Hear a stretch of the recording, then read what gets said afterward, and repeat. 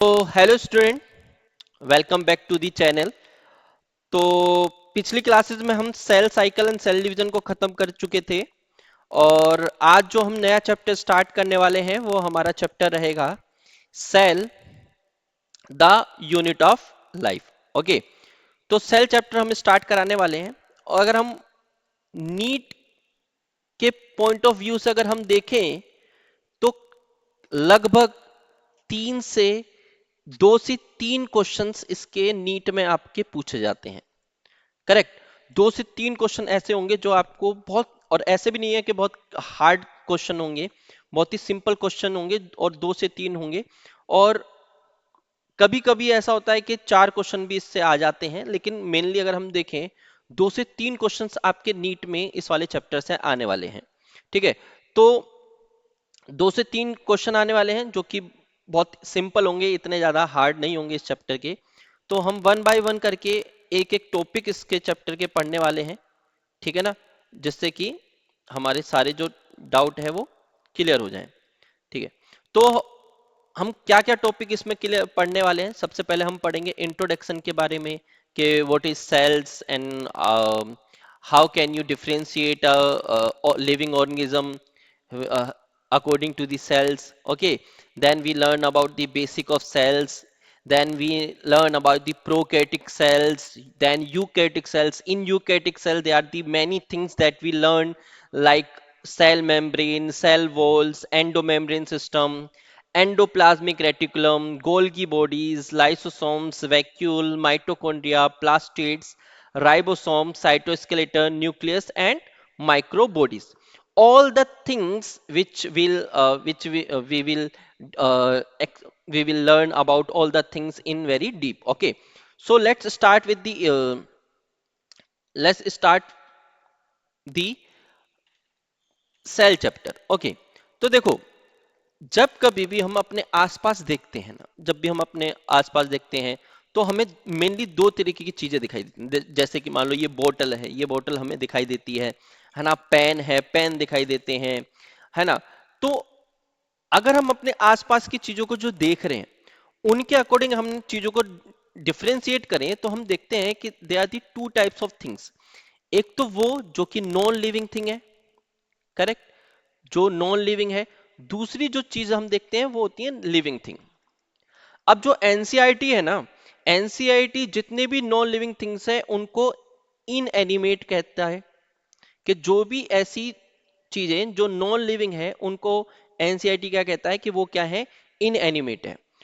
अब क्या डिफरेंस है एक नॉन लिविंग थिंग्स और लिविंग थिंग्स में? देखो, जितने भी नॉन लिविंग थिंग्स होंगे उनकी एक करेक्टरिस्टिक होगी कि वो कोई भी सेल्स के नहीं बने होंगे, मतलब उनके अंदर सेल्स नहीं पाए जाएंगे, they have no cells to survive. Okay, but आप जितने भी लिविंग थिंग्स देखेंगे, है ना, even it is a bacteria और it may be a human being, all are made from the cells. तो जितने भी लिविंग थिंग्स आप देखोगे सब किसके बने होंगे, सेल्स के बने होंगे। और जितने भी नॉन लिविंग थिंग्स होंगे वो सब किसके बने होंगे, वो किसी भी सेल के नहीं बने होंगे। करेक्ट। अब according to the cells, living organism 2 तरीके के होते हैं। ठीक है, हम लिविंग ऑर्गेनिज्म को 2 पार्ट में डिवाइड करते हैं। ठीक है, एक वो होते हैं जो यूनिसेलुलर होते हैं और एक वो जो होते हैं मल्टीसेलुलर। अब what is the difference between unicellular and multicellular? Unicellular वो ऑर्गेनिज्म होते हैं जिनके पास सिंगल सेल होता है फॉर द सर्वाइव, और मल्टीसेलुलर वो होते हैं जिनके पास मोर देन वन सेल होते हैं। फॉर एग्जाम्पल अगर हम बात करें यूनिसेलुलर की तो अमीबा है। ठीक है, अब अमीबा के पास अगर आप देखोगे सिर्फ एक सिंगल सेल है फॉर सरवाइव। करेक्ट। जैसे कि इसके कुछ और भी एग्जाम्पल है, अगर हम एग्जाम्पल की बात करें तो इसमें जितने भी बैक्टीरिया हैं सारे यूनिसेलुलर होते हैं, है ना। और जितने भी प्रोटिस्टा हैं वो सभी यूनिसेलुलर होते हैं। करेक्ट। और अमीबा, पैरामेसियम, ये कुछ एग्जाम्पल हैं इसके, ठीक है ना। अगर हम मल्टी सेलुलर की बात करें तो जिनके पास मोर देन वन सेल होता है, जैसे कि ह्यूमन बींग, है ना, जैसे कि ह्यूमन बींग, जैसे कि हम लोग, हम सभी लोग मल्टी सेलुलर ऑर्गेनिज्म होते हैं, है ना। और एनिमल्स सारे मल्टी सेलुलर ऑर्गेनिज्म होता है। तो हमने ये देखा कि living organism according to the cell they are the two types of living organism, unicellular organism and the multi cellular organism. Unicellular organism वो है जिनके पास सिर्फ सिंगल सेल पाया जाता है for survive, and multi cellular organism वो है जिनके पास मोर देन वन सेल्स होते हैं, जैसे कि human being, animals, bacteria, protista, amoeba, paramecium are unicellular organism, correct. अगर हम बात करें अब इंट्रोडक्शन की कि व्हाट इज सेल, देखो एक एक करके हम सारी चीजों को समझेंगे सेल के बारे में। पहली बात, सेल क्या है? Cell is structural and functional unit of life, है ना। सेल क्या है? स्ट्रक्चरल एंड फंक्शनल यूनिट है लाइफ की। मतलब क्या है कि कोई भी लिविंग ऑर्गेनिज्म है ना, कोई भी लिविंग ऑर्गेनिज्म है, अगर उसकी बॉडी की अगर हम बात करें, अगर उसकी बॉडी के स्ट्रक्चर की बात करें, तो उनकी बॉडी के स्ट्रक्चर भी है वो किसके बने हुए हैं? सेल के बने हुए हैं। जैसे कि हम ह्यूमंस की बात करें तो हमारी बॉडी में देखो ये हेड है, हमारे हैंड है, लेग है, all are made from the cell.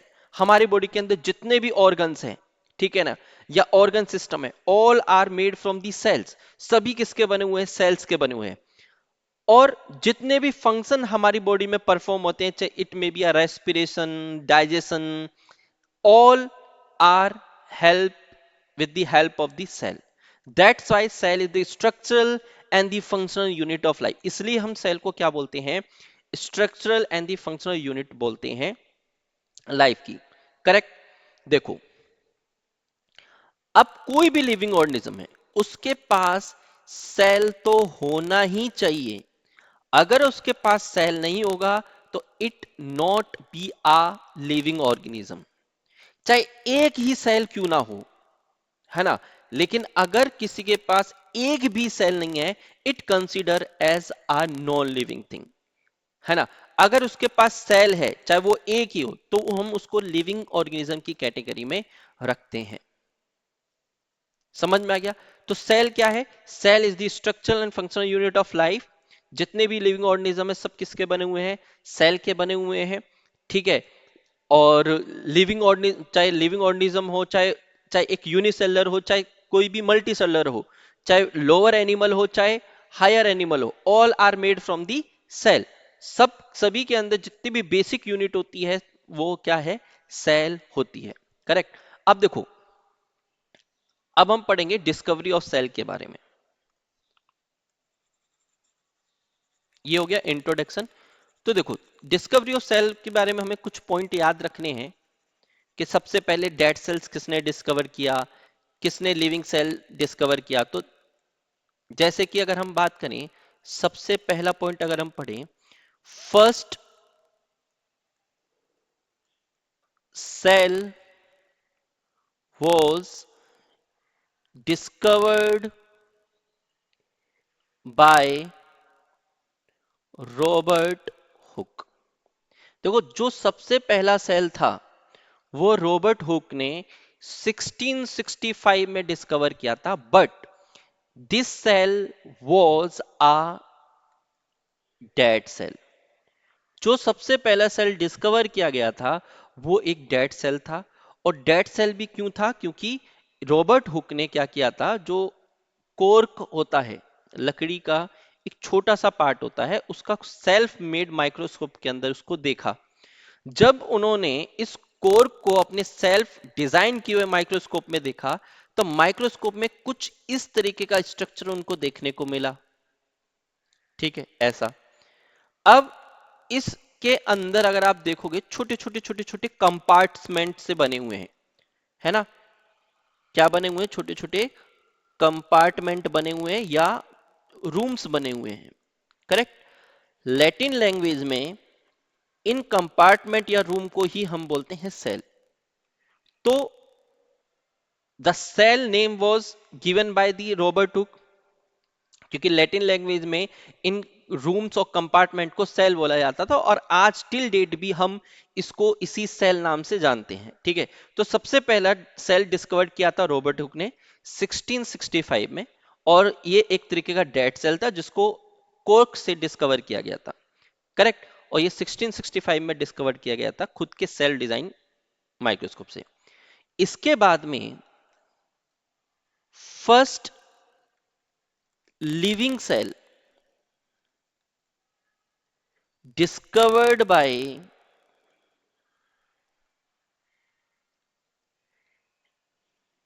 discovered by Anton von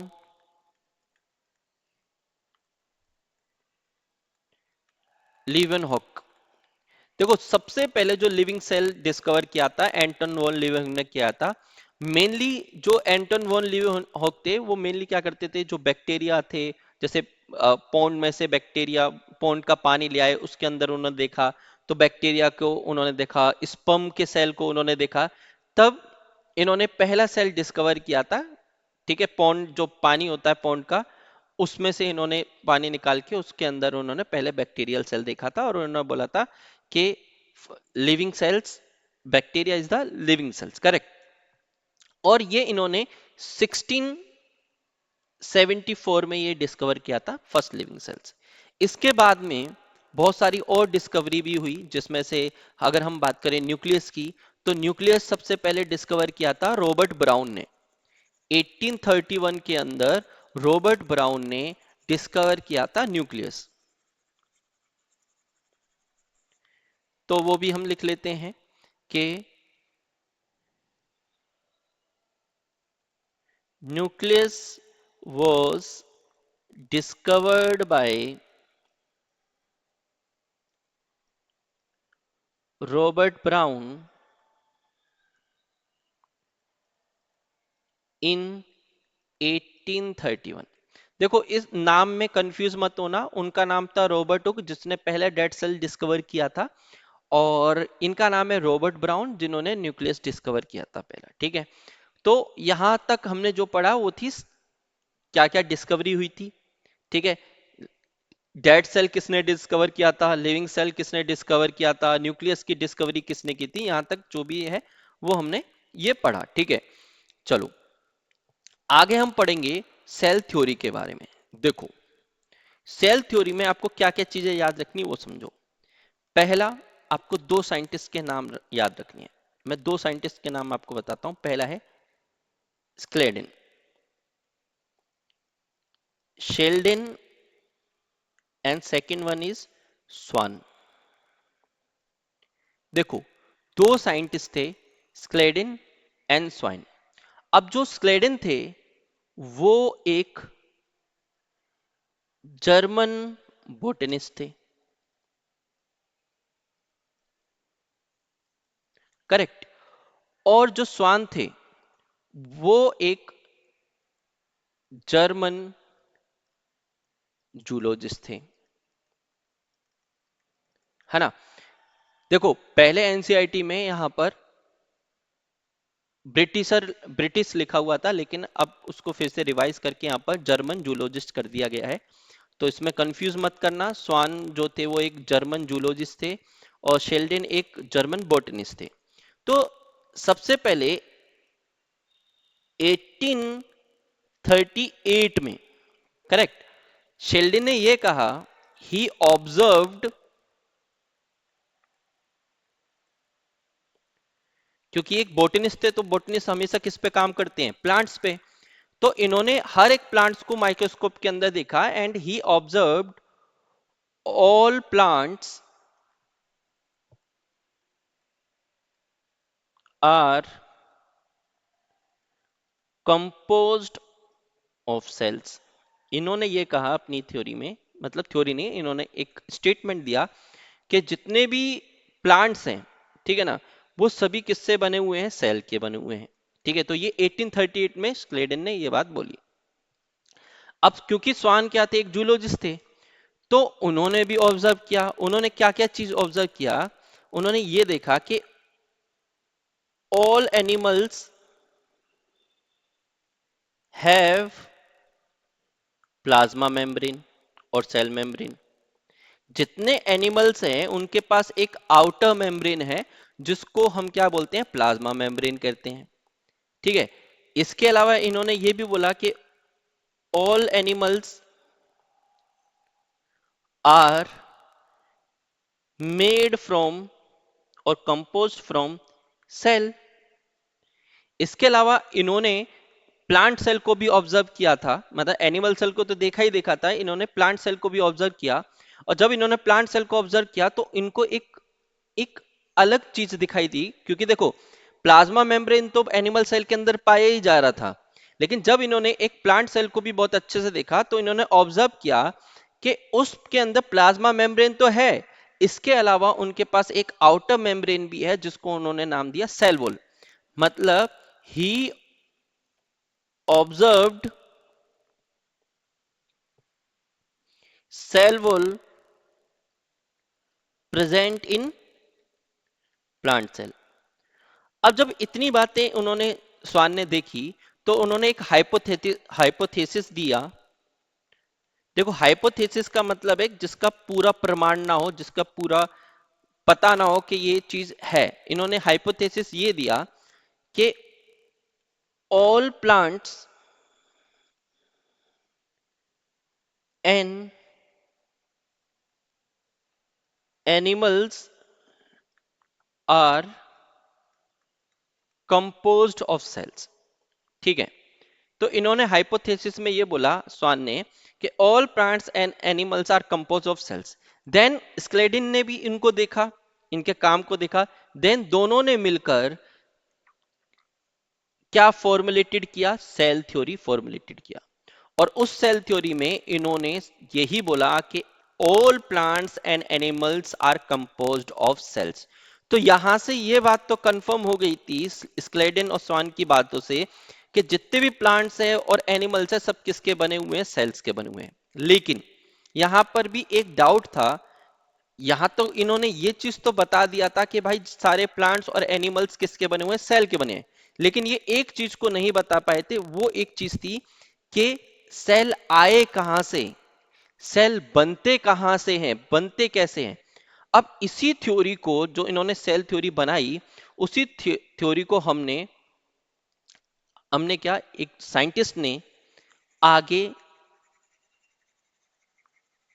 add किया जिनका नाम था रोडोल्फ वर्क्याउ। देखो जो रोडोल्फ विर्काउ थे, उन्होंने ये बोला,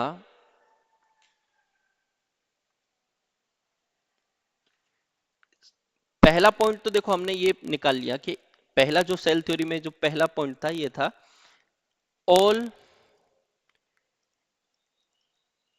animals and plants are composed of cell and cell product. है ना, पहली बात तो ये समझ में आ गई सभी को। लेकिन दूसरी बात ये थी कि सेल आया कहां से, तो इसको आगे एक साइंटिस्ट थे जिनका नाम था रोडोल्फ विर्काओ। अब रोडोल्फ विर्काओ ने यह बोला ओमनीस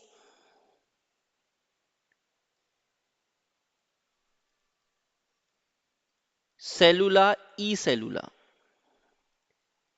मतलब इस लाइन उन्होंने दिया, और इस लाइन का मतलब है कोई भी सेल जो है वो उसी के ही सेल से बनता है। मतलब मान लो कि ये एक सेल है कोई, जब ये सेल डिवाइड करेगा तो दो नए सेल बनेंगे इससे। तो ये जो दो नए सेल बनने हैं ना, ये इसके पहले वाले सेल के ही डिवाइड होने से दो नए सेल बनने हैं। मतलब अगर ये सेल डिवाइड करेगा तो इससे आगे दो नए सेल बनेंगे। इसलिए इन्होंने बोला कि कोई भी सेल जो है वो उसी के ही प्री एग्जिस्टिंग सेल से ही बनते हैं। तो ये बात भी क्लियर हो गई जब रेडोल्फ विरकाउ ने ये बात बोली। तो एक और पॉइंट इस सेल थ्योरी में हमने ऐड किया, दूसरा पॉइंट जो हमने ऐड किया वो ये था, all cells are made from their pre existing cell. मतलब हर एक सेल उसी के ही प्री एग्जिस्टिंग सेल से मिलके बना हुआ है। तो यहां तक हमने सेल थ्योरी देख ली है ना। सेल थ्योरी के बारे में पढ़ लिया कि all animals and plant are composed of cells and cell product. Then Rudolf Virchow ने एक पॉइंट और ऐड कर दिया, ओमनी सेलुला ई सेलुला, मतलब हर एक सेल जो है वो उसी के ही प्री एग्जिस्टिंग सेल से बना हुआ है। करेक्ट। तो यहां तक हमने इस चैप्टर को समझ लिया, सेल थ्योरी तक। करेक्ट। नेक्स्ट नेक्स्ट चैप्टर में हम प्रोकैरियोटिक सेल के बारे में समझेंगे कि what is a prokaryotic cell और किस किस एनिमल के अंदर प्रोकैरियोटिक सेल पाए जाते हैं। उसके स्ट्रक्चर के बारे में हम डीपली पढ़ेंगे कि किस तरीके से प्रोकैरियोटिक सेल का स्ट्रक्चर होता है, कौन कौन से सेल ऑर्गेनेली प्रोकैरियोटिक सेल के अंदर पाए जाते हैं। ठीक है। तो आज के लिए हम इतना ही सेल थ्योरी तक करेंगे, कल और आगे का हम कल कंटिन्यू करेंगे। Okay, so bye bye everyone, take care.